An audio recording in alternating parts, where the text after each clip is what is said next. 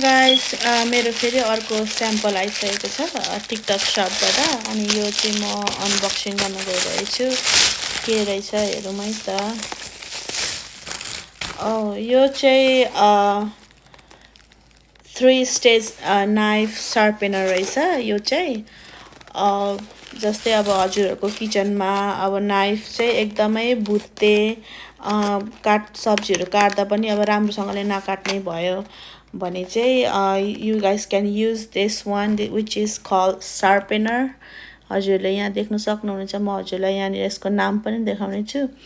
यो चाहिँ यस्तो हुँदा रहेछ सो मलाई चाहिँ आज टिकटकले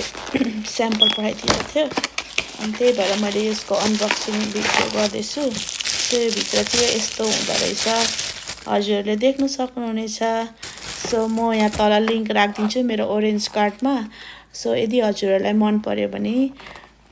हजुरले बाइ गर्न सक्नुहुनेछ थ्यांक यू सो मच